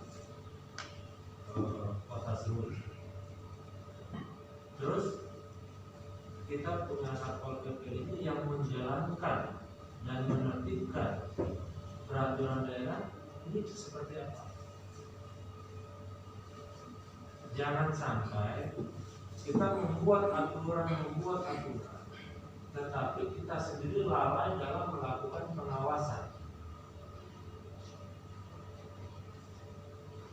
Ini juga saya mau tanyakan langsung kepada Pak Kabak Hukum. Karena beberapa kali saya coba koordinasi, tapi tidak direspon. Saya ada beberapa kali telepon, SMS, sampai itu juga tidak direspon. Kalau mungkin nomornya salah yang berbeda kepada saya. Di sini kalau terjadi kita mempunyai satu peraturan daerah, ya khususnya yang pelarangan ini kan bertentangan dengan peraturan daerah. Bagaimana kita kembalikan dia ke pengendalian dan pengawasan? Itu bagaimana? Mungkin bisa diceritakan kepada kami di DPR sini agar kami juga bisa ikut serta. Kalau saya melihat aturan yang distributor modal saat ini, itu izinnya distributor dasarnya adalah Perpres dan Permendak. Jadi izinnya langsung sudah ditetapkan dapat melakukan penjualan minuman beralkohol di Serui. Itu izinnya. Berarti kita ini walaupun ada aturan ini, kita nggak bisa ganggu dia. Kita nggak bisa ganggu. Dia boleh melakukan penjualan langsung dari gudangnya kepada artinya pembeli. Yang kita bisa melakukan penertiban adalah kios-kios yang melakukan penjualan minuman beralkohol. Ini yang harus kita tertibkan. Ini kalau kita menuju kepada yang distributor. Tapi untuk pengecer, mereka tidak punya izin untuk menjual minuman beralkohol. Bagaimana tanggapan, saran dan masukan daripada bagian hukum? Silakan.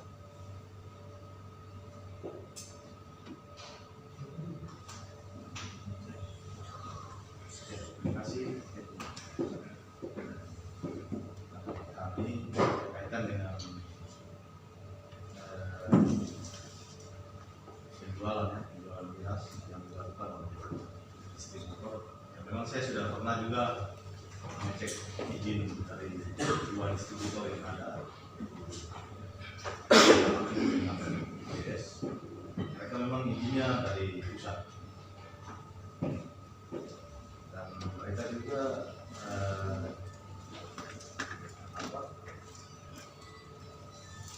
mendapat izin dari dari Kementerian Perdagangan ya. Itu saya sudah sempat ambil dan memang itu yang sedikit membuat kita juga ragu-ragu. Ya, karena dengan ditetapkan perda ini, tapi dalam hal penindakan ya seperti itu kita mengalami kendala ya. Mereka punya izin yang dari pusat dan kita peraturan di atasnya kan itu masih dalam tetap pengendalian dan pengawasan. Sedangkan kita di daerah sudah pelarangan. Itu terus kalau kaitan dengan pengecer, ya mungkin kita sudah pernah satu kali melakukan penindakan, itu sempat sampai kita sita juga. Itu minuman mungkin masih ada di gudang. Tapi waktu itu memang kita belum punya penyidik waktu itu tahun 2017. Jadi sampai proses hukum tidak. Jadi mungkin untuk yang ke depan ya kita mungkin nanti sampai aktif. Nah, kan mungkin toko-toko yang atau pengecer yang mungkin tidak punya izin ya mungkin kita sudah bisa melakukan tindakan. Ya, jadi dan mungkin minta maaf saya tambahkan nanti kaitan dengan itu karena dalam hal miras ini itu dalam proses penindakan kita juga nanti butuh saksi ahli. Saksi ahli itu yang jelas dari Balai POM dan lain-lain. Jadi itu mungkin nanti ya di sini juga kita nanti ada muncul pembiayaan di situ. Jadi yang mungkin ke depan mungkin nanti kita anggarkan dulu proses penyidikan dan penyelidikan, kemudian nanti mungkin di tahun berikut karena ini juga kita posisi COVID kita belum tahun lalu kita belum sempat anggarkan kegiatan itu. Nanti di tahun depan kita sudah bisa masukkan. Nanti setelah itu ada ya kita sudah bisa jalan. Ya, jadi memang kalau kita membuat satu rancangan peraturan daerah dan rancangan itu sudah ditetapkan dengan sendirinya harus memasukkan pasal. Nah, kalau memang saat ini belum ada, ya bisa koordinasi kepada pimpinan daerah artinya koordinasi muncul ke bupati, mungkin masih ada dana dari Fornatua bisa digeserkan masuk ke Fornatua untuk melakukan penertiban ini. Itu melakukan. Saya pikir kalau kita melakukan penertiban penjualan minuman beralkohol itu di para pengecer, otomatis kita punya penertiban perda ini juga bisa jalan. Ini yang tadi saya sampaikan gini, kita buat perda baru lagi, tetapi pemerintah daerah tidak menyiapkan fasilitasnya. Contoh trotoar, contoh terminal. Apakah kita di Kota Sulu ini sudah punya terminal? Sudah punya halte-halte yang menunjang untuk masyarakat kita ini datang ke sini. Kalau saya mau ke Dawai, saya harus ke halte mana? Saya mau ke Kosiwo, saya harus ke halte mana? Ini semua sama. Kita buat perda ini, buat perda jangan untuk dilanggar. Kita buat perda ini untuk ditaati. Kita buat perda untuk ditaati. Kalau kita membuat perda untuk dilanggar dan tidak ditaati, ya percuma saja. Nanti mereka bilang kami di perda tapi tidak bisa melakukan pengawasan yang baik. Padahal perda ini sangat penting untuk kita, kenyamanan kita di Serui sangat penting.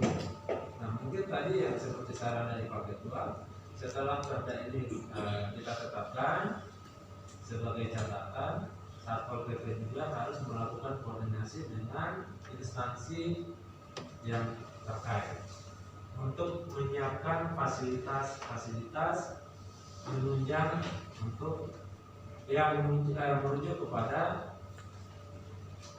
perda tersebut. Sekian, terima kasih.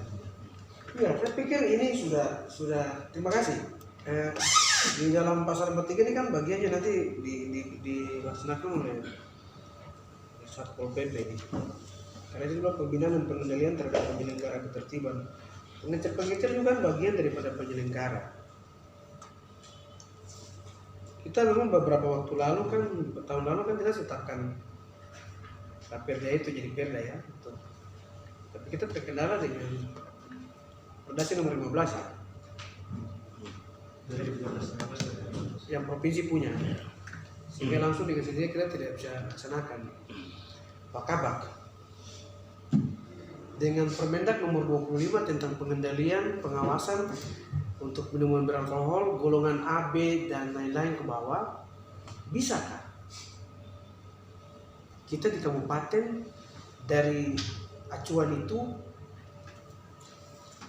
bisakah kita buat pengendalian tadi tapi lebih spesifik lagi, sehingga kalau memang dia mau kita kendalikan, kalau dia cuma minum artinya bahwa dia mau minum dia harus minum di Enjoy, dia mau minum dia harus minum di Bintang, dia mau minum dia harus minum di Millennium, dia mau minum dia harus minum di rumah. Tidak boleh beli minum di jembatan 3000, tidak boleh beli di di kampung atau di pinggir jalan, tidak boleh beli minum di pantai atau di mana, harus minum di sana. Aslinya kita kalau bicarakan pengendalian, kendalikan jadi beli tapi tidak boleh minum di tempat situ, dia harus beli di sana. Yang berikut jam untuk penjualan, jadi tidak lagi orang bisa lewat pintu belakang kasih keluar. Yang berikut usia, lihat ini yang datang beli ini dia usia berapa, jangan anak SMA juga datang begini dia kasih dan orang keluar. Bisa ya. Baik, terima kasih.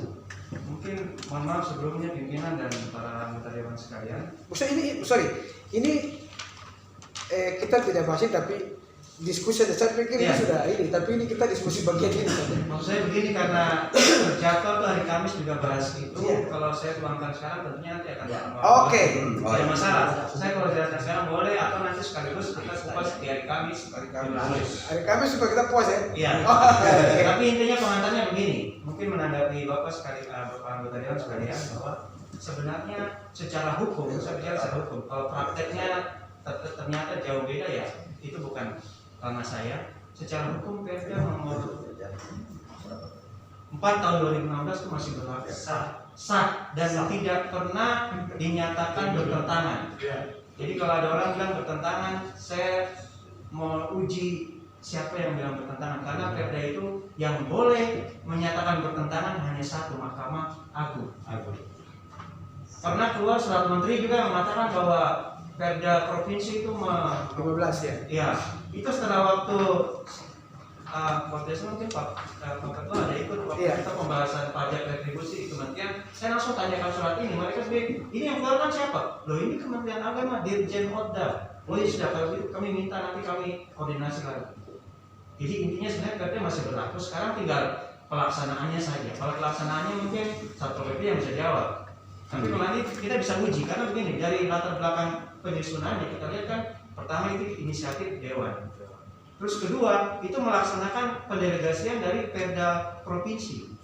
Ingat bahwa hierarki perundang-undangan, bahwa hierarki kita dengan provinsi adalah perda atasan, kita bawahan. Ketika provinsi menyatakan bikin, kita harus bikin.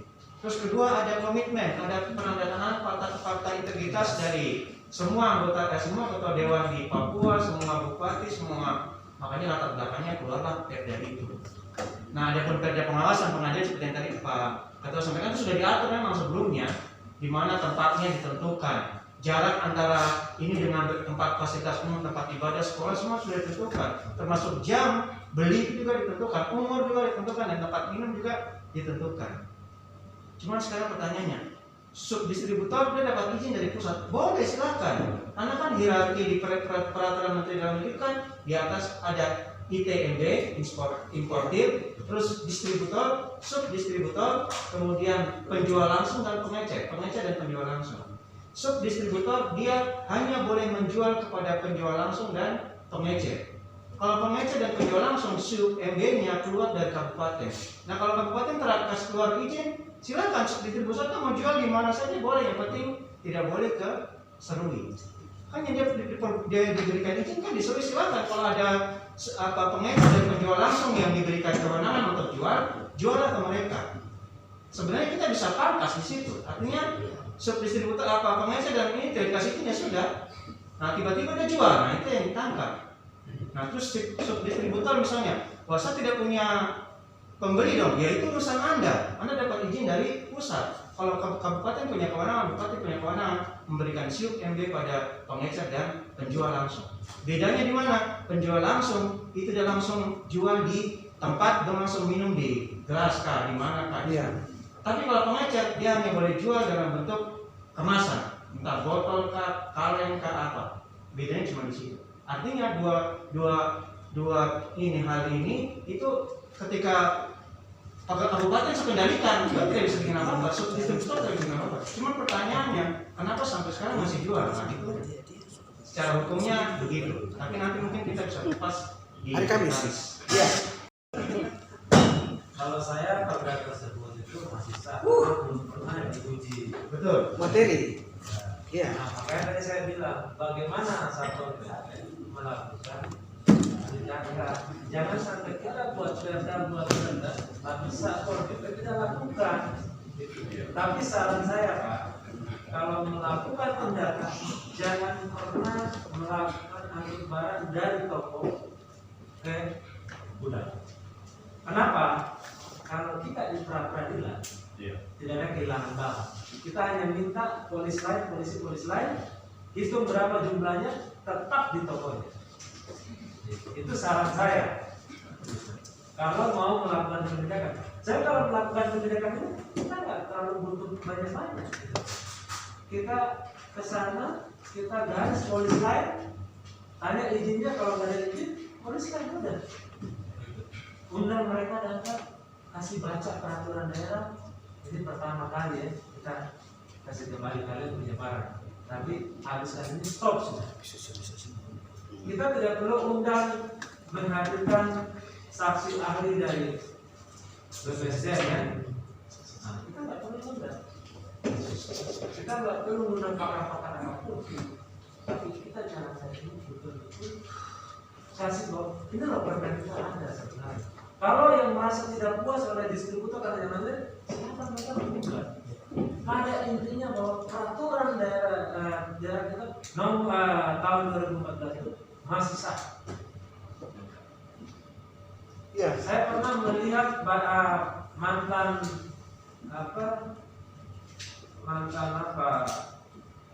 distributor yang berkuar-kuar. Seperti tadi Pak Wakil Satu ngomong, daerah mendapatkan keuntungan miras tidak ada. 2013 tidak ada. Itu hanya satu distributor yang melakukan pembayaran sumbangan pihak ketiga. Itu dalam aturan jelas. Karena waktu itu ada peraturan daerah tentang sumbangan pihak ketiga. Sedangkan Sumber Makmur tidak melakukan pembayaran. Dia hanya bayar dari 300 juta, dia hanya bayar 20 juta. IJS bayar. Sumber Makmur tak bayar 2 tahun. Suratnya ada sampai sekarang. Saya udah panggil Badan Keuangan, saya sudah mempertanyakan. Nah, saya kapan hari mau koordinasi dengan bagian hukum untuk masalah ini. Perda kita ini ada, saya mau tunjukin sama Satpol PP ini ada. Karena itu tidak mau jalan gitu. Percuma bikin perda datang usulkan ke DPR ke depan. Tapi bagaimana cara kita untuk menunjukkan bahwa ini loh perda kita masih sah, masih ada ya. Bagaimana melakukan pengawasan? Bagaimana pemerintah daerah mau melakukan penambahan dana kalau perda yang sudah ada saja tidak dilakukan? Pasti bupati tidak akan membantu memberikan pos-pos yang besar. Kita juga di DPR akan lihat wajar saja dikasih begitu. Berapa Pak Satpol PP? Berapa perda yang sudah kita jalan terbitkan? Bagaimana melakukan pengawasan? Ada di depan mata kita semua. Nah, ini menjadi perhatian mungkin ke depan. Ya kita pelan-pelan. Bagaimana cara kita hanya memberikan kepada mereka yang melakukan pelanggaran ini efek jerah dulu. 1 kali, 2 kali, ya 3 kali silakan ditindak. Mungkin itu saja pimpinan, silakan. Terakhir Pak, mungkin baik. Ini mungkin ada kontak, saya tidak pernah Iya, namanya Pak Malopo bukan? Iya, saya Pak Sony. Iya, Sony. Iya. Terus kedua mungkin tadi ada pernah mungkin dari bapak-bapak ada dengar info bahwa ada kala digugat di provinsi itu gugatan PT UN Pengadilan Tata Usaha Negara yang menjadi objek sengketa adalah penyalahgunaan wewenang untuk melakukan penyitaan.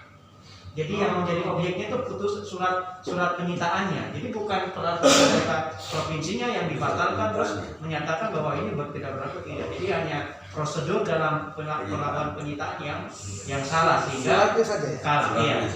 Nah, kalau peraturannya tidak pernah dibatalkan.